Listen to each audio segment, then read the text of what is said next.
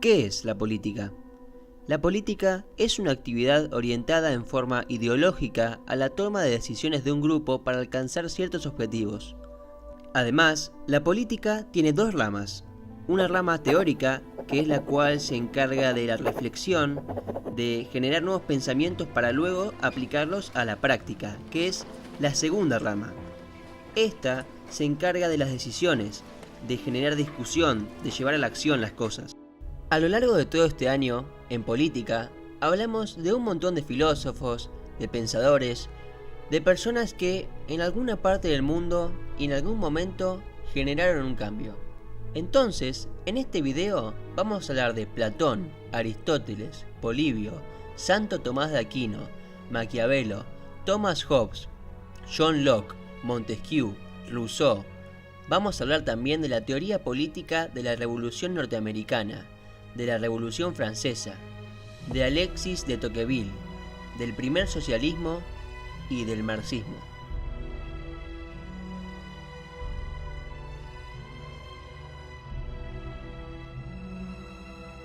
Platón nació en el siglo V a.C., en Grecia. Fue un gran discípulo de Sócrates. Su pensamiento se basa en que la filosofía y la política deben buscar y seguir la verdad. Para Platón, los gobernantes corruptos no son malos, sino que son ignorantes, porque según él, si se conoce la verdad, se obra bien. Una de sus obras más importantes fue su aporte con la elaboración de la teoría de las ideas. Aristóteles nació en el siglo IV a.C., en Grecia. Fue discípulo de Platón y su pensamiento era realista. Él dice que el hombre es una sustancia compuesta por materia y espíritu, y a diferencia de su mentor, propone que el hombre conoce y luego actúa, por lo cual, si alguien actúa mal es porque quiere, y no por ignorancia. Una de sus obras más importantes fue la titulada Política, donde habla sobre su pensamiento político y social. Polibio nació en Grecia, en el siglo III a.C. Era político e historiador, y fue el primero que se dedicó a formular una historia universal. Fue secuestrado por los romanos, y allí desarrolló gran parte de su pensamiento. Él propone la anaciclosis inexorable, la cual muestra cómo mediante un ciclo las formas de gobierno caen en su forma impura, como diría Platón, para luego volver a resurgir formando un ciclo interminable. La solución que propone es la república, en la cual los tres poderes se autorregulan entre sí, logrando un equilibrio de poder político. Su obra más importante fue La Historia Universal. Santo Tomás de Aquino nació en el siglo XIII en Italia. Era un filósofo y teólogo perteneciente a la orden de predicadores. Fue un gran seguidor de Alberto Magno y recupera, sigue y perfecciona la obra de Aristóteles, formando el pensamiento aristotélico-tomista. Y como si fuera poco, hace una verdadera síntesis entre fe y razón, que luego tomará la Iglesia. Además, a diferencia de Aristóteles, él plantea que el Estado debe estar al servicio del hombre, y el hombre es, y por ser, forma al Estado. Esto significa que el hombre tiene un destino que trasciende al mismo. El Estado debe garantizar el bien común para la salvación del hombre, y además este es una realidad natural, y luego el hombre le agrega la cultura. Por último, toma las nociones de justicia y prudencia de Aristóteles y Platón. Su obra más importante fue la Suma Teológica.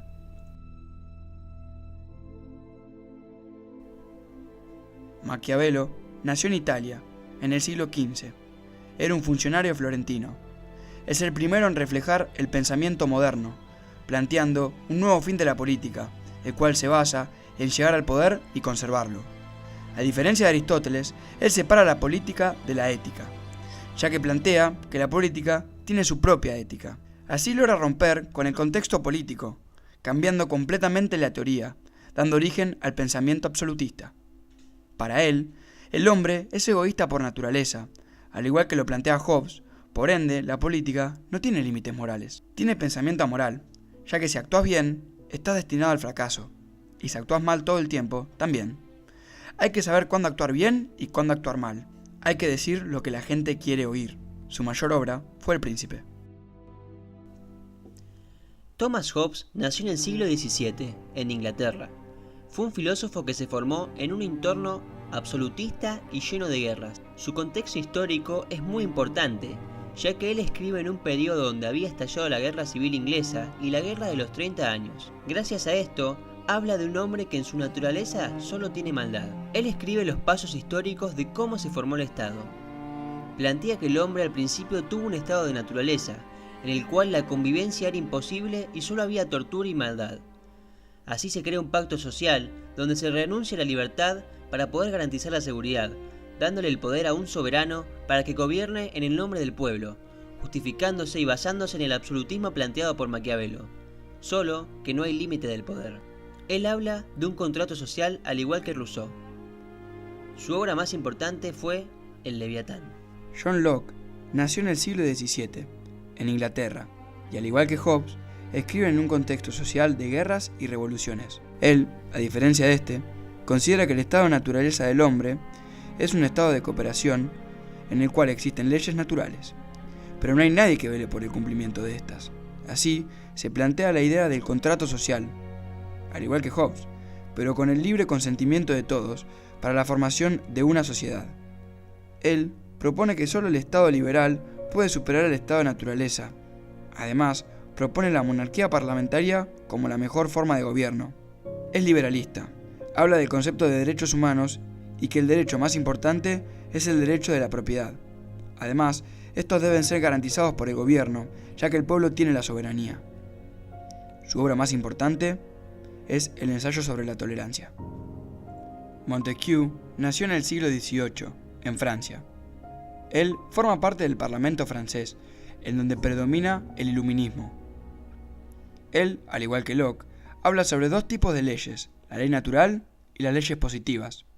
Y al igual que Cicerón, hace una caracterización de tres derechos: el derecho civil, entre ciudadanos, el derecho político, entre ciudadanos y gobernantes, y el derecho de gentes, entre naciones.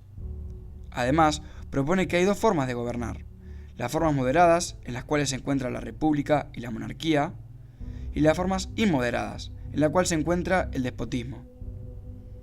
Él se basa en el pensamiento de Polibio sobre la moderación de un poder sobre el otro, pero la perfecciona, agregándole el concepto de constitución, logrando una estabilidad y garantizando la libertad política ciudadana, destacando la libertad de la persona.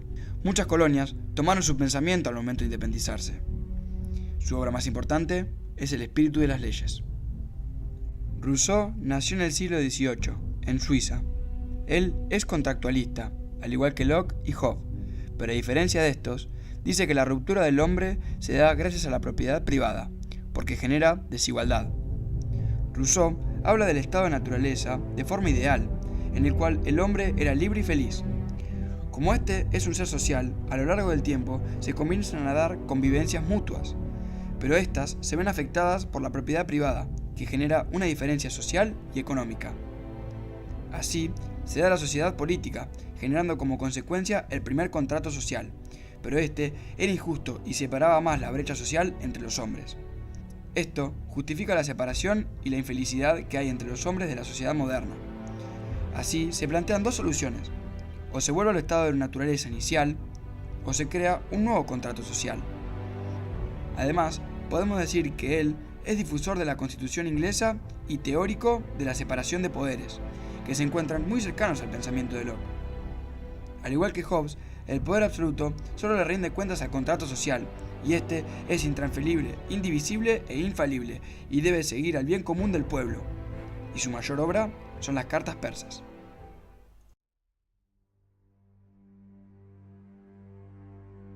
La Revolución Norteamericana ocurre en Estados Unidos, que para ese momento era colonia del Reino Unido. Esta gran revolución ocurrió en el siglo XVIII. Para 1760 ya estaban formadas las 13 colonias estadounidenses. El norte era industrial y el sur era agrícola. Estados Unidos representaba un tercio del capital británico. Cuando los norteamericanos salieron victoriosos en la Guerra de 7 años, que fue un enfrentamiento entre los británicos y los franceses, se dieron cuenta de que se podían mantener solos. En Boston, un grupo de personas prendió fuego la casa del gobernador, y por esto el Parlamento puso la ley declarativa, la cual representaba el aumento de impuestos. Básicamente, todo producto que se quería exportar de Estados Unidos era un impuesto para la corona británica, pero la banda oriental no pagaba. A consecuencia de esto, ocurrió el Botín de Boston, en donde se tiró un cargamento al agua. Por esto, se crearon las leyes coercitivas, que significaban el cierre del puerto y una nueva administración del gobierno para Boston. Luego, se dio el primer Congreso Continental, una reunión en Filadelfia para que estén todos ideológicamente del mismo lado y debatir sobre las leyes coercitivas. En el segundo Congreso Continental, los colonos tomaron distintas decisiones que marcarían el rumbo para que suceda el proceso revolucionario. Entre ellas estuvo la emisión de papel moneda, la formación de un ejército para pelear la guerra y el Congreso, que sería el poder central. En 1776, Thomas Paine publica el texto titulado Common Sense, en donde critica al modelo de gobierno a favor de la independencia. Thomas Jefferson fue el encargado de redactar la Declaración de la Independencia. Finalmente, luego de varios hechos históricos, se logró cambiar la forma de gobierno de las colonias y hubo un nuevo poder ejecutivo, con Washington de presidente.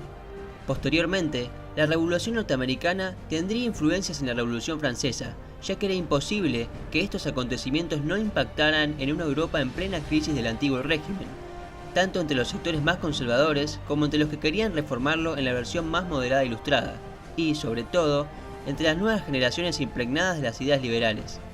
Para estos últimos, se comprobaba con lo sucedido en Norteamérica que no solo se podía cuestionar a los poderes establecidos, sino que también se podían establecer nuevas alternativas. La Revolución Francesa se dio en el siglo XVIII, en la cual se luchaba contra el absolutismo, siguiendo los derechos de igualdad, libertad y fraternidad.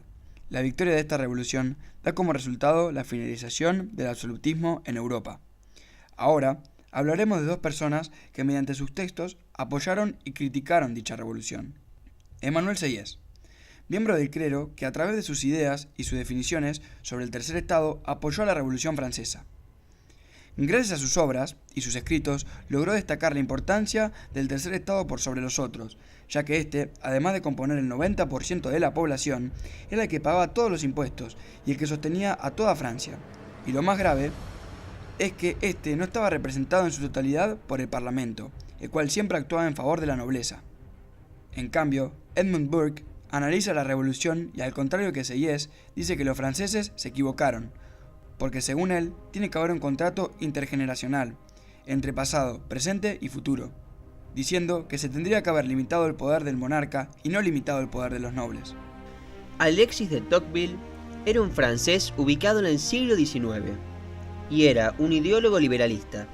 Plantea la política como una nueva ciencia y también ve la asamblea como una reunión civil y freno para el gobierno. El conde de Saint-Simon fue un historiador y teórico político socialista francés que vivió el fin del siglo XVIII y los principios del siglo XIX. Saint-Simon destacó el aspecto progresista de la clase industrial, reconociendo la base del desarrollo de la sociedad. Sus principales objetivos eran reordenar la sociedad sobre los fundamentos de la ciencia y de la industria, para adquirir una sociedad sin clases por la senda de una reforma ético-religiosa. En conclusión, Saint-Simon establece las bases de una nueva ciencia positiva, fundamentalmente en el hombre y la sociedad. También anuncia una nueva reforma del pensamiento social y político, y lo más importante es que fue uno de los pioneros del socialismo. Su obra más conocida fue El sistema industrial, la cual hablaba de implicar un nuevo modelo social, y que la industrialización es buena, pero debe reorganizar la sociedad, y la función del Estado sería la de facilitar esta transformación. El comunismo tiene su origen en el siglo XX en Rusia, luego de la muerte de Lenin. El padre de este pensamiento fue el alemán Carlos Marx. En 1848 se dio el Manifiesto del Partido Comunista. Este planteaba una dialéctica, la cual es el enfrentamiento entre dos campos enemigos, que en este caso particular sería la burguesía versus el proletariado. El objetivo era bien claro, y la aniquilación del poder burgués. Pero para poder lograrlo, tenían que pasar por distintos pasos. El primero sería la victoria del proletariado. El segundo es la elevación de este a la condición de clase dominante. El tercero es la constitución de una dictadura. Y el cuarto y final, como dije anteriormente, es la aniquilación del poder burgués. El fin del marxismo es destruir la herencia y destruir el derecho a la propiedad. Esto se considera como una ruptura radical con las ideas tradicionales. Para concluir, los objetivos del marxismo se alzan mediante la violencia, derrocando todo orden social existente.